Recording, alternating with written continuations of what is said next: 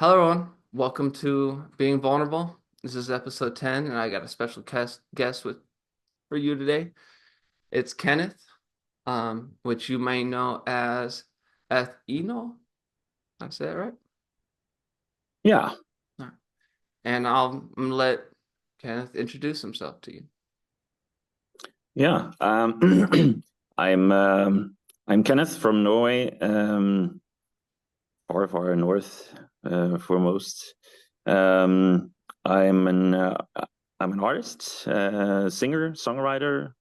I call myself Eonel because well, that just happened, but it's a play on my name, Kenneth. The last part being well, Kenneth is actually originally a Celtic name, and it means born of fire or born by um, Aid, the god of fire in Celtic mythology, and it's the last part of the anglicized version of that name, Eth, that means fire, and I just wanted to use a badass cool name that meant fire.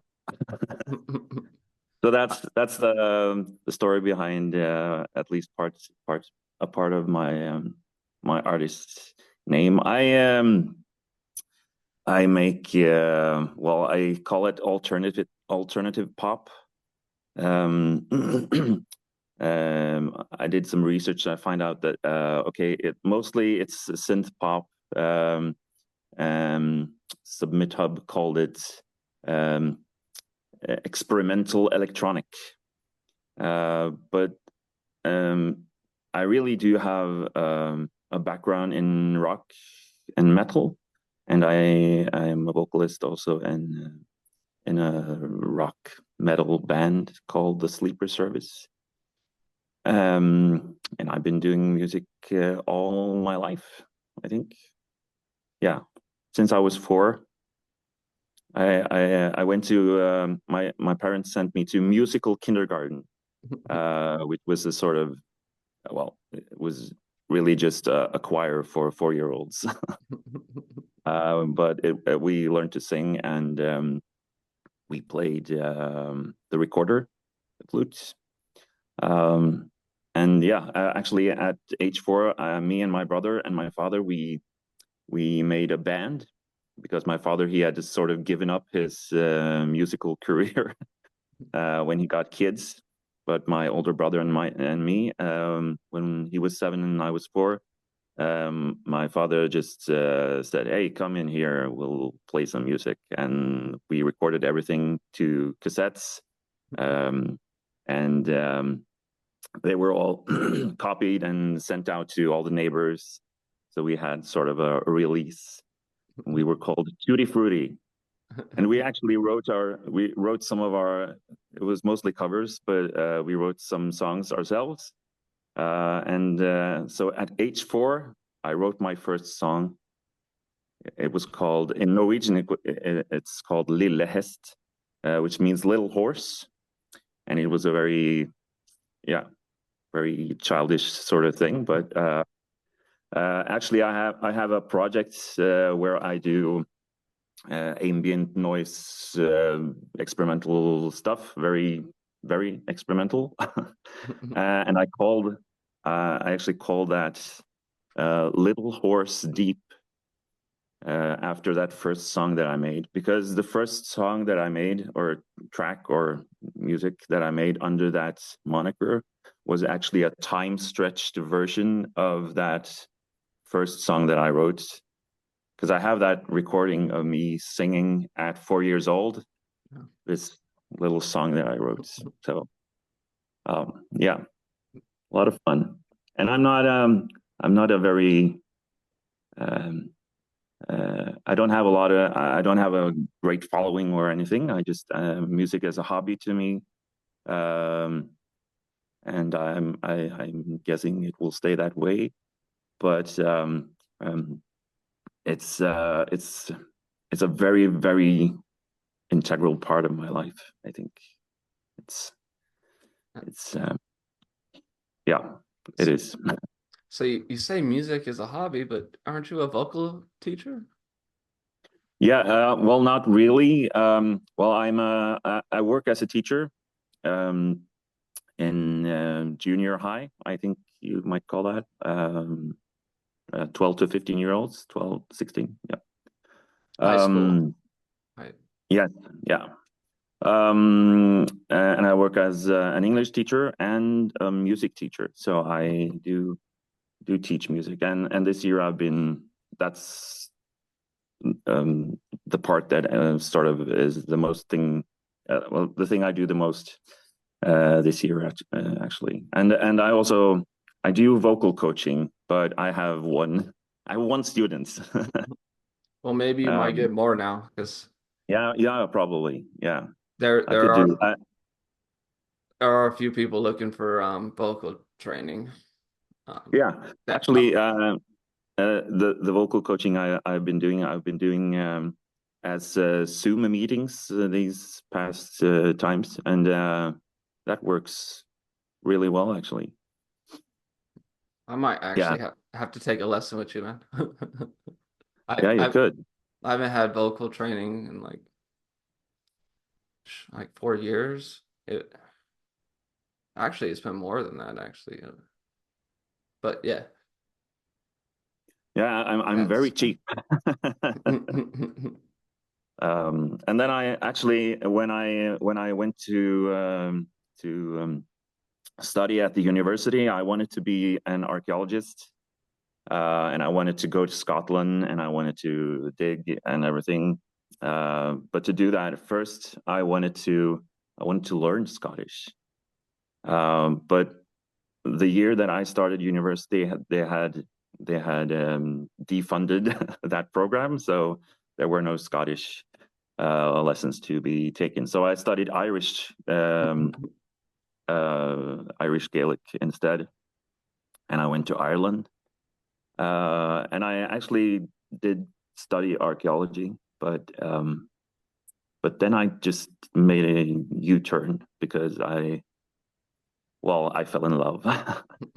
And I sort of lost interest. I didn't lose interest, but the studying was it was all books and no digging. So I just well then I fell in love, and then I moved away and I stopped studying and everything, and just um took the time to, I don't know, find myself.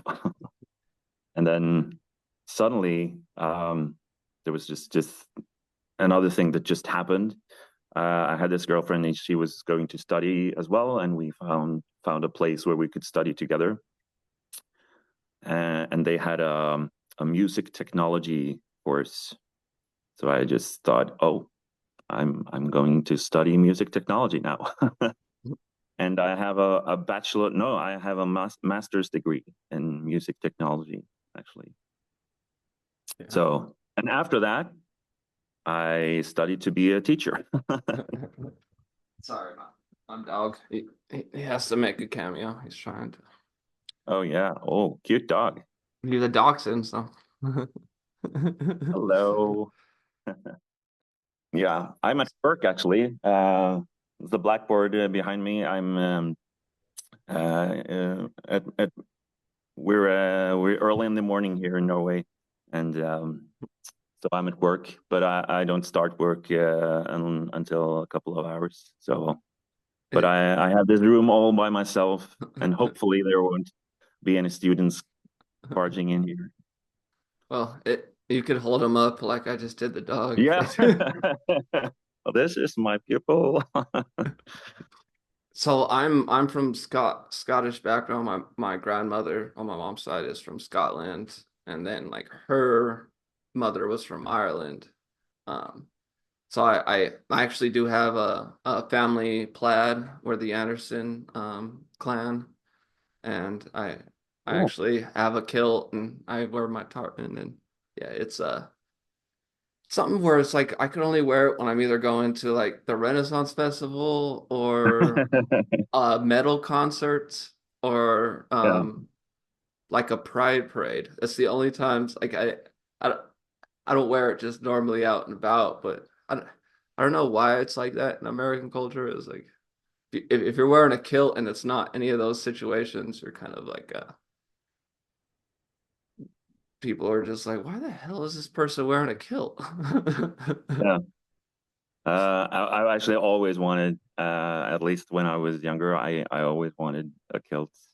Um, I had I call it when I was a student, when I was studying archaeology, I had this um, I call it a bohemian period where I was just doing everything that was strange and weird because I thought it was cool. So I bought there was this German clothing company that made um, um, not dresses but skirts for men. They were all the way down to the floor, and I bought two of those, and I just sort of walked about outside with people staring and everything. I just thought that was very cool. I've always been that way actually, but with the we call it the weirdness. I was always the weird guy in school also. So I was sort of a target for bullying, but when I was bullied, I just sort of doubled down on what made the bullies want to target me, and I just made it weirder. Uh, I don't know why it just made sense to me. I was um, I think it has to do with my parents were always very supportive of me being me. Yeah. Um, so I just felt comfortable enough in myself to actually when while others were when they were bullied, they would probably try to hide the things that people uh, yeah were triggered by. But I just I never did that. That's a strength. Like, trying to even think of someone I've met who's been bullied who's actually took on that type of personality where you double down. Um, because usually it's like people who are being bullied, they'll double down and just like be the bully. Um, Yeah, no, that wouldn't be that wouldn't be me. I was always I don't know, too kind. hmm, It's sort of sometimes a little too kind. It's sort of a bit naive, perhaps, because I always thought that these people aren't really bad. And then I would just walk in right into another of those traps where where they pretend to be your friend, and I would just okay, cool. yeah, But I don't know. I think also it had to do with I've always been fond of being alone. I mean, there are some people that if they're alone in their house or uh, whatever, they sort of feel lonely. But in my own company, I don't. For some reason, I just enjoy the silence or the possibilities, so all the things that I can do. so I have that where because I'm an introverted person, so being alone I'm fine with.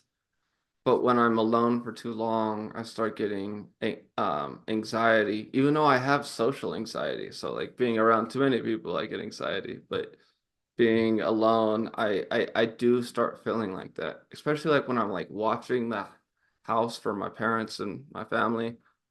Like Hmm. the first day, I'm like, I'm gonna do whatever I want, and no one's gonna get judge me. And the second day, I'm like, wish I could talk to somebody. Third day, I'm just like alone, holding my dog. And it's what so my biggest fear is actually dying alone.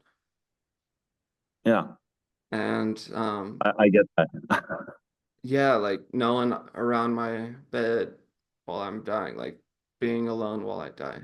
Except I get into these very mental health events where I'm choosing to try to die alone by my own like choice. Because in those moments, I don't want anyone to be around or see me or find me and all that stuff. So it's I still have I guess, yeah, I still have empathy when I'm in my darkest moments for some reason. Like, yeah. yeah, I get that. I don't know if I'm sort of I had a time in my life, let's say it's about 10 years ago, where I had this death anxiety where I thought a lot about death and how terrible it would be. Um, and well, my grandmother died, and it was very, I don't know. I just had this period in time where I had a lot of um, thoughts about death and fear for death. But So what you're it's what you sort of sorry. past. I don't know. I was just saying what you're talking about is existential existential anxiety, which Hmm. my psychologist I just had a conversation with talked about how a lot of her patients are actually existential anxiety patients and how like that actually is a debilitating thing. And I mean, it's not really talked about much. I mean, it's the fear that life is can end basically. Yeah, um yeah, I didn't mean to cut you off. I just wanted to like, yeah, I actually know I just had a conversation about that. yeah. And I guess it is actually my biggest fear. And I guess that's that's kind of normal, but to die. So I sort of I try not to think about it too much, and I think um, um, my wife she has sort of another perspective on death because she's chronically ill, and sometimes she would say that, oh, it would just be better, to not be in this life. Not that she's suicidal, but she has these thoughts and she says them out loud, and sometimes that, I just get, oh, don't think like that. But she has sort of another way of viewing death, and she worked as a nurse before her illness, and so she's seen patients at the end of life, and she says sometimes it's just, they await it and they embrace it, and it's okay when you're old and sick. It's okay to die. And for me, that's just, I can't imagine Yeah. ever getting to a point where I think that death is okay. So I think, um, but I've sort of, I don't know. I just, with the years, her perspective has sort of slowly seeped into mine and infected it with this thought that, well, when I'm very old and very sick, perhaps I will also embrace the thought of, okay, this life is ending and it has been a good life. So I don't know. I don't know. That's my philosophy. I think to fill life with all the good stuff while we have it. Yeah, I know some people fear living, continuing on. I mean, I've felt that a few times, but the Yeah. whole thing on the fear of dying alone might actually come from my experience of which I haven't mentioned on the show. So you're the first one to get to hear this is I got to see death twice with my great aunt Santa. She passed away while I was like there with her in her bed, and um not like in like she was in her bed and I was there holding her hand. Hmm. But saying that,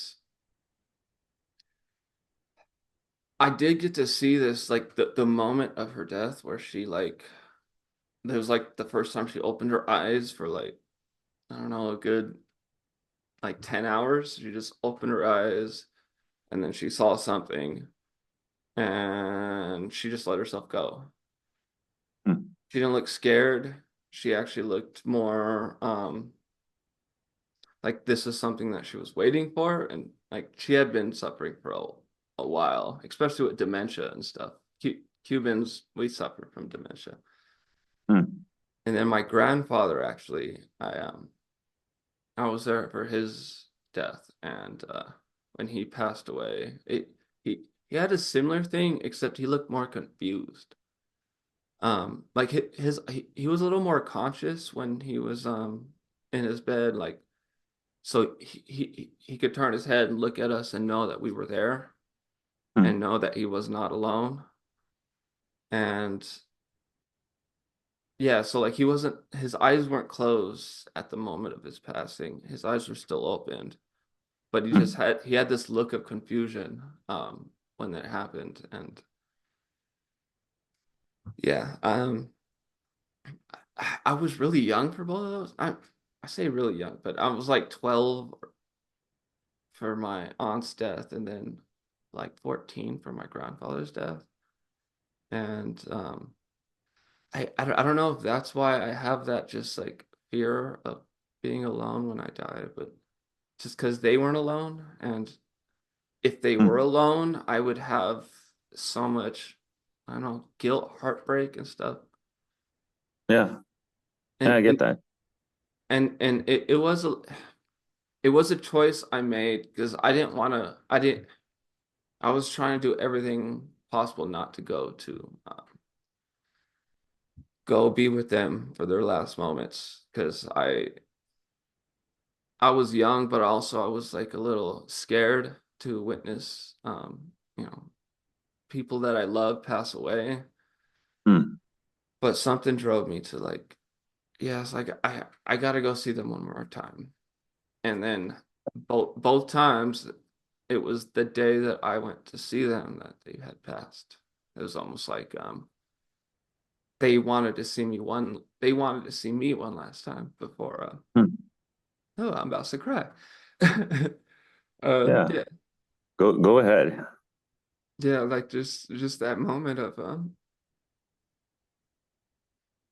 I cause I am the one in the family that like everyone looked up to, even my, grandfather's grandpa. Like they knew I was gonna do something with my life and I was gonna make it, and like they always wanted me to be around. And yeah, and my great aunt, she kind of raised me. Her and her sister, my grandmother, they basically I basically lived with them for a good 5 years of my life. Hmm. And it was just because my parents were so busy working and all this stuff. So they didn't want me to be in the place I was at, which was a pretty ghetto place around my older brothers.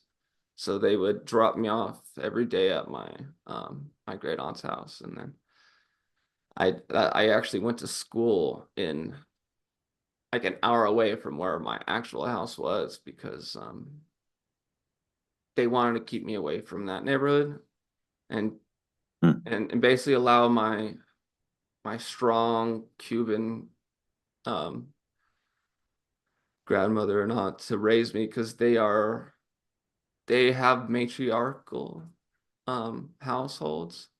So Yeah. like they run the household and they did my or like my parents do have that too. So they wanted me to grow up in that way because my brothers were a little more patriarchy, if you will. Hmm.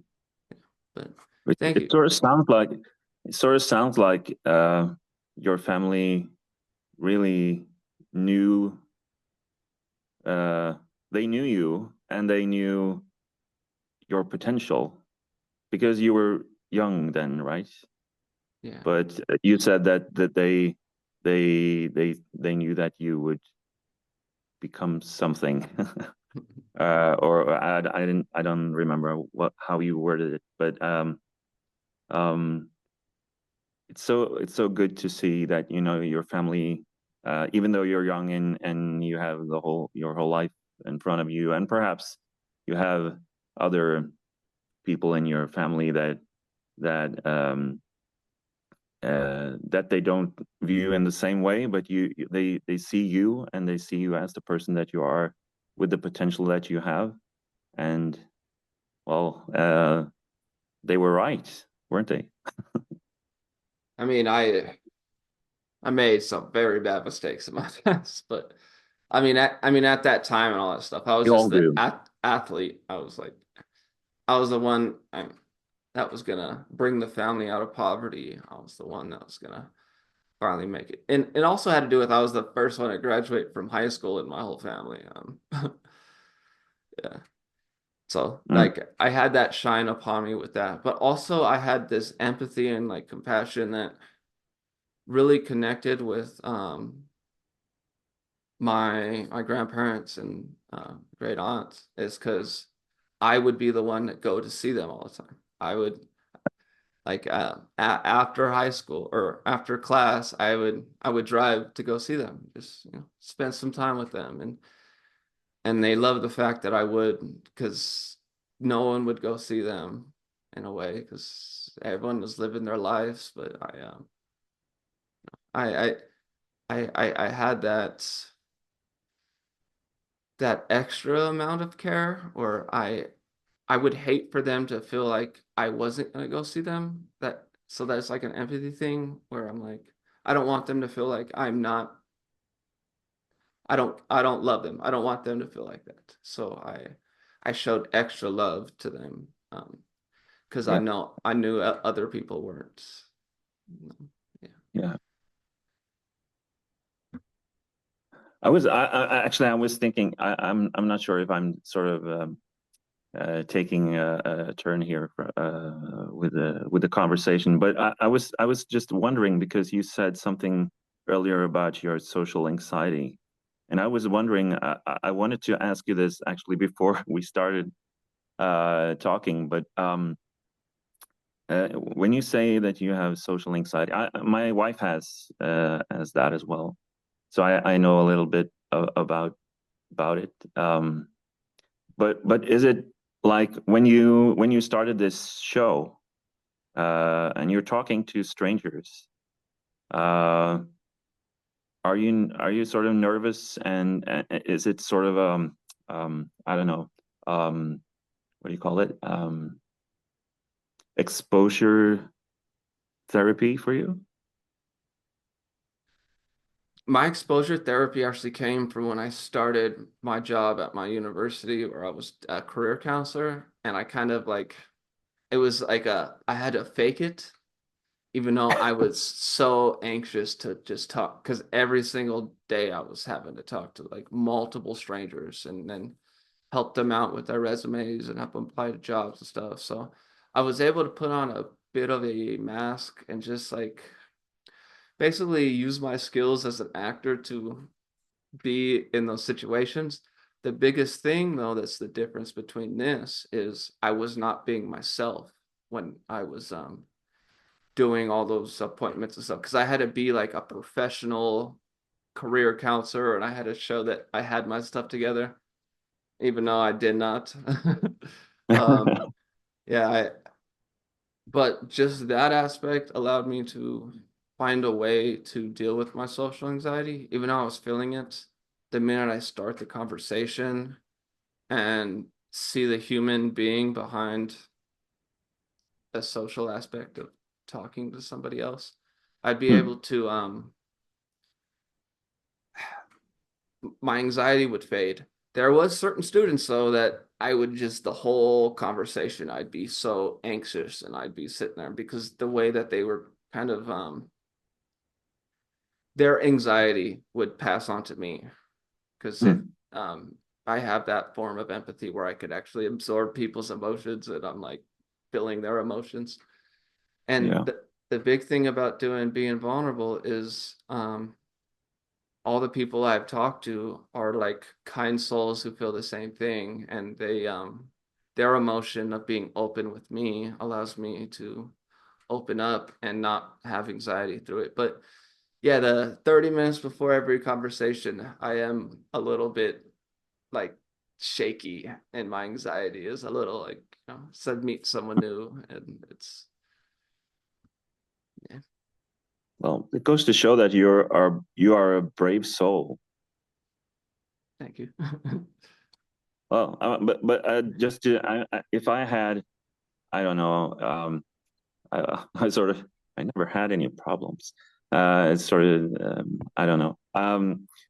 But if I had a sort of issue that I where I would, well, as you say, for 30 minutes would be super nervous, I would avoid it. um, so I think you're very brave, but also as I grow older, I think the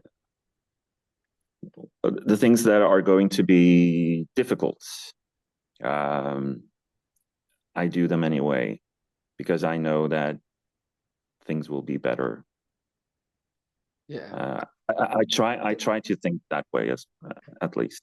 But I've always been a very um, I don't like conflicts, so I try to stay away from conflicts, and this probably was the reason that I was always sort of the golden boy, a very nice kid, didn't do anything wrong, because if I did something wrong, I would get in trouble, and I wouldn't get in trouble. I didn't want that because that was my biggest fear, to be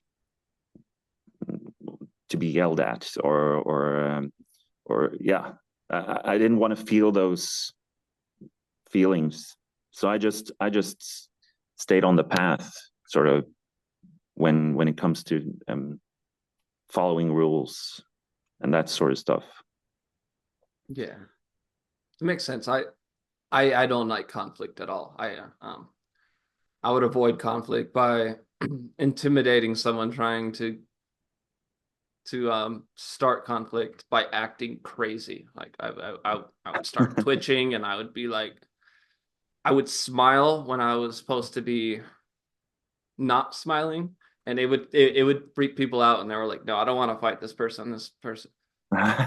Um Yeah. yeah, and yeah, conflict is something I do not like to deal with, but you might be right in that way, or you might have gave me some insight of why, like my how my family had treated me because I did not like conflict. I did not like being yelled at. I did not like making anyone feel bad. So I'd always been, and sometimes, yeah, I'd be getting taken advantage of or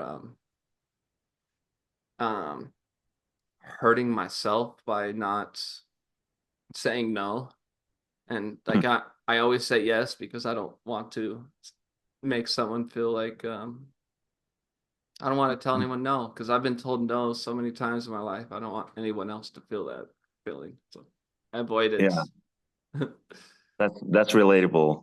Actually, I was my first sort of really real relationship, from while I was it lasted for 3 years. From 18 to no, from 19 to I was 19 years old when we got together, and until 21. Yeah, well, almost 3 years. Um, I was just like that. I was avoiding conflict at any cost, so I just did everything that she said. And I think she sort of took advantage of that in one way, or she was just very bossy. But at some point, I just had to sort of um, look at myself and think that this I can't do this. I can't be the one that gives and gives and says yes all the time, and then they just take and take. Um, so that was the first time that I ended. Actually, the only time, no, the first time I ended a relationship with someone, um, and that experience, because when I ended that, she, um, how do I put this nicely? Um, she didn't take it very well, and she did sort of all the things that people do when they're dumped, um, times 10 to make you feel bad. They don't do it to make you feel bad, but that's how I felt it. Like, oh my, why is she doing that? She was sorry. I thought at least, wow, she's gone crazy. uh, but of course, it's because the feelings take the upper hand. So I get that. But then later, much later, actually, I had another girlfriend, and she ended it after 4 years. We were 4 years together, um, and she ended it. And I thought the first thing I thought I'm not going to be that kind of person that makes this breakup hard for her.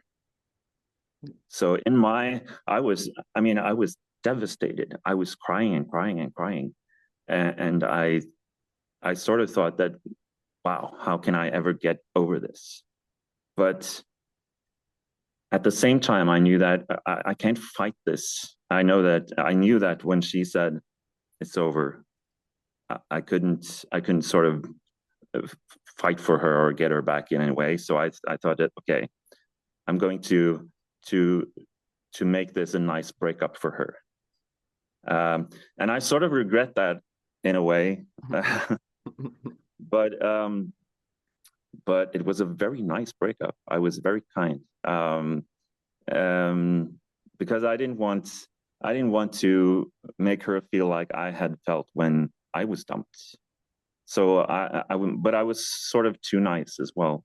I think I had actually during the course of those 4 years where we were together, I had slowly collected some vinyl records of our one of our um, favorite bands. All the whole collections, and it was pristine. It was shrink wrapped. It was special editions, hard to get stuff.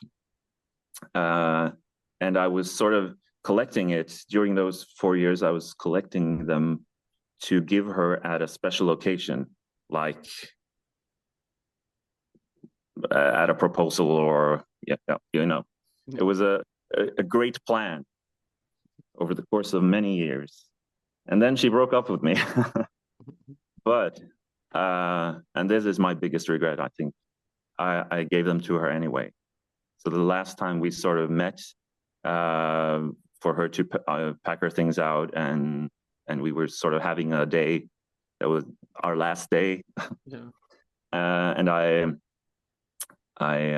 sat her down and I gave her these um, records, the whole collection, and it was I think perhaps one of my most heartbreaking moments, because both of because of the feelings that I had when well, she broke up with me, so I was devastated, and it was also all those emotions that went into planning the things that I was giving to her, and everything that sort of led up to that. It was just, yeah, uh, that was hard. No, But I understand. And then I always thought uh, I thought that she was the one. You know, I'm older now, so I know that there's not just one person in the whole world that could fit you, sort of. Um, but I thought that, oh, this I can never top this. But then I just went ahead and did that, and I've been married for 14 years now Congrats. to my wife, and uh, uh, she's the one. Congrats. I mean, gives me a little bit of hope. Um, this story, another story I haven't told. Cause I would fall deeply in love with people, and I'd have that same type of I can't handle breakups, especially when I've fallen for somebody. And Mm, um I met a girl who was like my best friend, and we were like best friends for like a whole year, and I was starting to fall for her. She was with somebody, I was with somebody, and then um that person actually ended up trying to fight me because he was like, "You're too close to my girlfriend," and that made her break up with him. And then I ended up breaking up with my girlfriend because I wanted the person who I really wanted was her, and because I was like, she's the one, like she understands me. She knew me on a deeper level than anybody else did. Like, I mean, her mother was almost like in love with me too, and all her sisters like like I was like part of their family already. And yeah, you're a likable guy. thank you. Yeah, they tell that to some of these women. Yeah, so we finally were both single, and then I asked her out, and we got together. And then we were together for a good couple months, and then she moved a whole state away. Her family packed up and moved, and I tried to make the long distance thing work. We were still together. I just like had completely cut myself off from doing anything around women, and I was just like, one day we're gonna be together. And then I went out to go see her for the first time after being away from her for so long, and I brought her a promise ring. Um, I saved up all this money. It was like a $300 promise ring Oh, that I was gonna give her, and basically like, I promise you my soul, my life, like we're gonna get married one day. She received it and everything. She was so distant when I went out to go see her though, and I kind of felt that. I was a little like, where our chemistry was no longer there. mm, And the next day, or like after I left, the day I got back home, which was basically like the next day, um, she sent me an email breaking up with me through an email, wow. telling me that she threw my ring in the fire. Oh, Why? I have no idea. And like my parents are the ones who drove me out there and made a whole vacation out of it because they wanted to see me happy, and they knew I was so in love with this girl, and that crushed me. Like, I just, even the fact that like I saved up all this money to just, show her how much I loved her by giving her a promise ring and all this stuff. And just by her throwing it in the fire, even though she might not have, that's just what she told me. She yeah. could have easily went and pawned it or still be wearing it. Who But knows? I think that's even more harsh, sort of, to say that she did but didn't. That would be even crueler. Yeah, like it's like if your ex threw all your vinyls, you got her Yeah. fire. Yeah, and it took me so long to bounce back from that. Like for that whole year after that, I was like, I'm not gonna get in a relationship, and I ended up just being like a player and just only messing around with women and not actually getting into any relationships and stuff. But I started beginning to feel hollow, like this isn't me. This is all because of what that girl did. I'm not gonna say her name, but I almost just said it. So I know it took me like a good year and a half to get over that. And then I finally found another relationship, and this was like I started dating her in my junior year of high school. And we went all the way through to my senior year around the time when so I asked her to prom. I don't know if y'all have prom out there. Yeah, not the way you do, but Yeah, yeah, sort of. it's a big thing for the seniors, and she didn't go to my school, so it was like a big thing. Like I'm asking someone that didn't go to my school to my prom, Mm. and then a week before prom, I got a random call from this angry man telling me that I am her girl or his girlfriend is cheating on him with me, Oh, and like come to find out, yeah, she had been with this guy for like 4 years. And I was the person she was cheating on him with for like a good year. oh my. And then like honestly, when I kind of confronted her, I was still just like, why? I love you. Don't be with him. Be with me. Even though all of that stuff happened, come with me to prom still. You still have it, the invitation. And then she ended up being like, I never got a dress. I was never gonna come with you. And just broke up with me. Like she basically was like, you kind of ruined my life because my boyfriend broke up with me. Oh, Yeah, and so like heartbreak. Yeah, two different stories, like kind of back to back in a way, yeah. affected my own self-confidence. Just I mean, it's hard for me to even try to approach women or think about relationships because I hold all this pain from it. So Mm. I also don't have any trust anymore in relationships. Yeah, I Yeah. get that.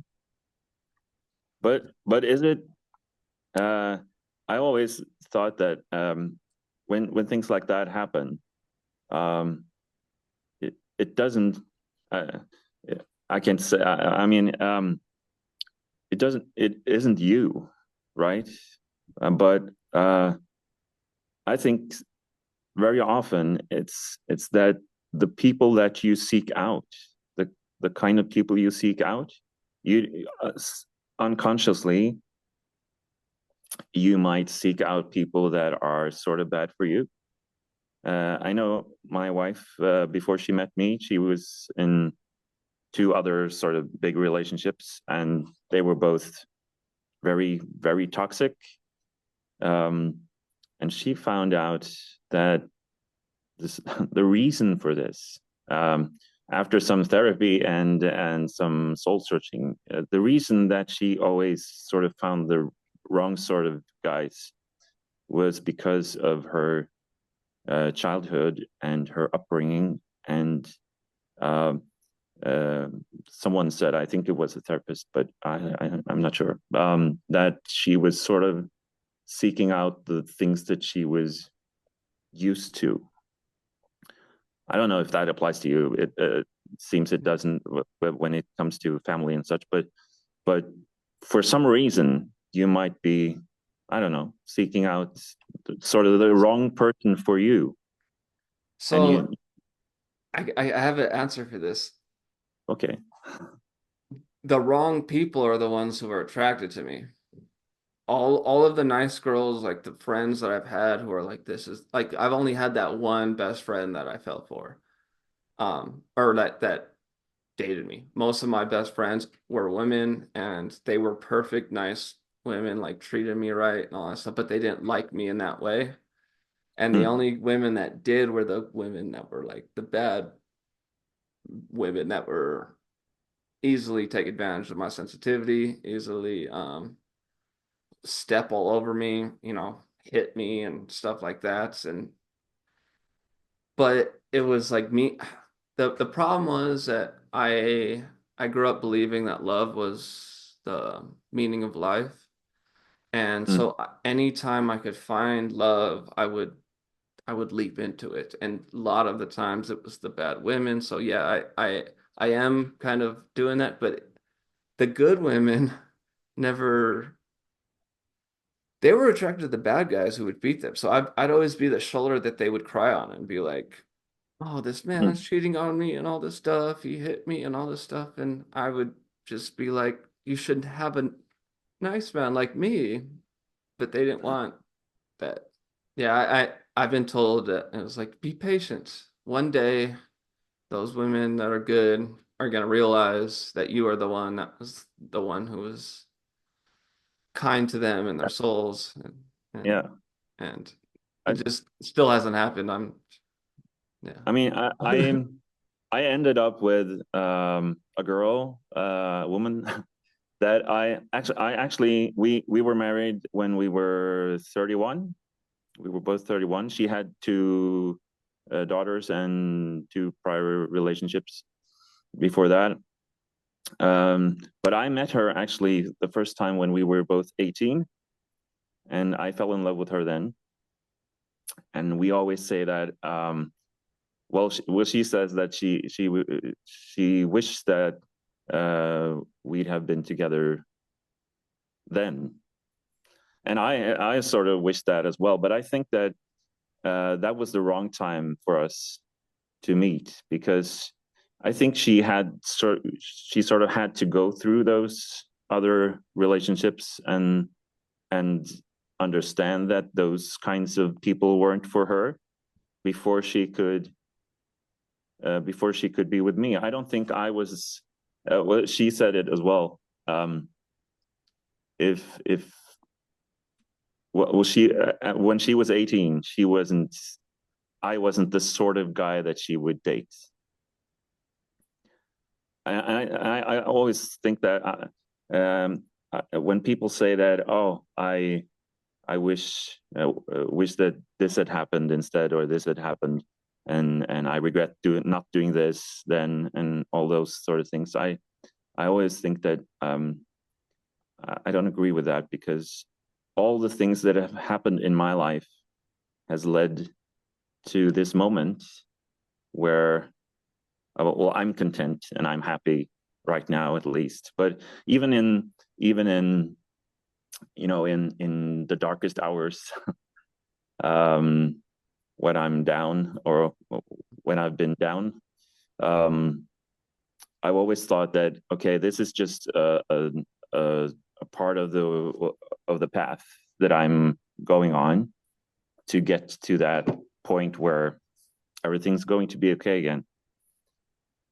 So the I'm not the regretting type. I don't think regretting my choices is it's not fruitful, or I don't know. I don't know Yeah. where I'm going with this. Um, I am not like that anymore either. I used to regret so much, and it would I mean, there's things I should regret, but if I didn't make those mistakes, I would have not have been able to find redemption. Um, Hmm.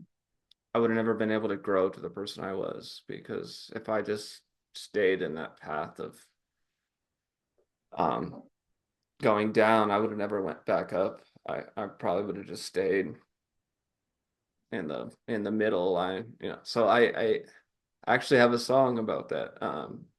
It was actually one of my first songs. It's called Vertigo, and it's saying that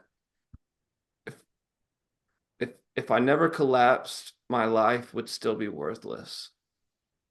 With no chance at relapse, I would have no purpose. Like, Hmm. um, and like my balance would be uneven. That's why it's called vertigo. It's the balance thing. Hmm. Uh, yeah, yeah. Just the whole aspect of, if I never fell, I would have never been able to stand back up. That's great. I I I used to think that I had to suffer and I had to be in that dark place to make great music or poetry or write stuff. There are some great stories and music and movies and everything that has a positive message where everything is going great. So it doesn't have to be all doom and gloom. And being able just to pull out the gloom that was in the past and use it. Um, Absolutely. yeah, that I'm more of in a lighter mood now, and so a lot of my music is written from my past memories and experiences, and just even my scripts and stuff were written from um like stuff I experienced in the past. Hmm. Yeah, I don't have to be in a dark mode to write stuff. And usually when I'm in a dark mode, it's hard for me to pick up a pen and write. Um, the fact that I was able to do it for meaning for suffering is like a rare occasion that I would say, yeah, able to turn all that pain into meaning. Music teaching, vocal teaching. I do want to explore that a bit. How is that? I mean, and how much students come to you feeling like they cannot sing and they just like need, well, you said you only had one student, huh? Okay. Yeah, well, I've had a couple more in the past, but yeah, I've had both students that come to me and say I can't sing, and those that can, but they mostly they come to me because they lack the um, confidence. And of course, there are some things, some issues, some techniques and stuff that they want to learn, or they don't know that, but they come to me and lack confidence, and they think that I can help them with that. And mostly we it boils down to them not having the right technique to do the things that they want to do because they can hear other people singing like this or like that, and they want to do that, but they don't know how. So I don't know.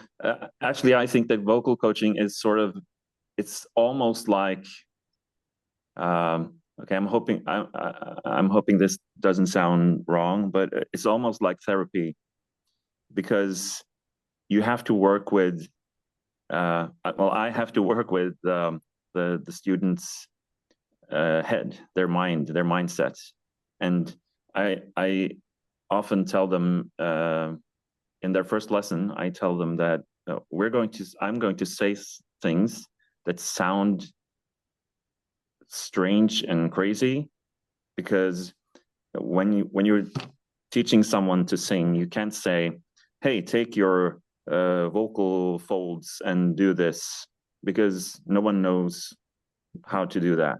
You can't control it like that. You don't know. Okay, when am I pinching them and when am I doing this and that?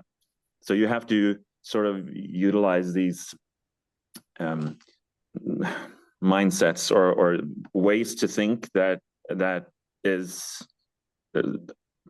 they seem a bit out there, uh, and some of the techniques and the lessons that I give them to practice are it's everything is in their heads. It's just the way you have to think about how the sound travels through your throat and um, through your mouth and through your head.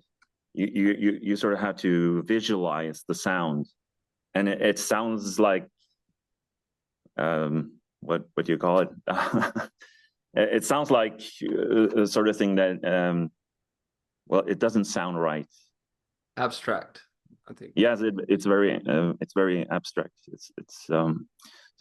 And some students they get it, and some students they just don't get it, and then it's hard because it's impossible to sort of learn by me saying that this is what you're going to do with your vocal folds. It's impossible Yeah. because you don't know how to do that. Yeah, and one of the first things that I have to do actually in vocal lessons with my students is that I have to sort of reteach them how to breathe Yeah. because people don't breathe right. We don't. Yeah, Yeah. actually, I have my the remix album that I have been working on, or other people actually have been working on. for some time now. Is It comes out on Sunday actually, so So- that will be a good day. So if you need vocal lessons, vocal coaching, I can give you lessons over Zoom. It's $25 for 1 hour, and yeah, I'm yeah. I now I should brag about how incredibly versatile and great I am at singing. But you can listen to at the Eonel on all the streaming services, and then you can hear, and you can think, okay, this is some guy that I want to learn vocal techniques from, perhaps, or not. and, I don't know. and I could second that. Your falsetto is just like I was listening to that. I was just like, how are you hitting this high pitch so fluently and beautiful? Like I like yeah. Um Yeah, years and years of training. and then pitch what you got going on next. I know you got a song releasing on Sunday, but what else is going on that you could tease people Yeah, with? actually, a whole remix album on Sunday, and then I have an I usually say holiday EP. It's a sort of a Christmas EP. It's called Yuletide. It's sort of a heathen version. So no religious things in those songs, but No I have religion? the EP. No religion. It's the Norse Yuletide tradition. Um, it's the Yuletide EP. It comes out on Tuesday, November 26th. And then, oh, there was something else. Yeah, of course, I have this collaboration with the Sir Chimpanzee Oh, out of Finland, and we have a cover song that's out next Friday, November 29th. And then next year, a lot of things are going to happen. I'm in the studio right now, actually, with my band, my alternative metal band, the Sleeper Service, and I'm guessing that sometime during 2025 we will release something, and it will be super cool. I'm looking forward to it. And just your handle one more time for the people. Yes, Eonel, Etheonel. That's me. Well, Definitely thank will. you so much. This has been super fun. Yeah, same here. And for our viewers out there, thank you for joining. This was Being Vulnerable, and my special guest was Kenneth. Definitely go follow him, check out his music, check out what he's working on, and look forward to this next album. And that was Being Vulnerable.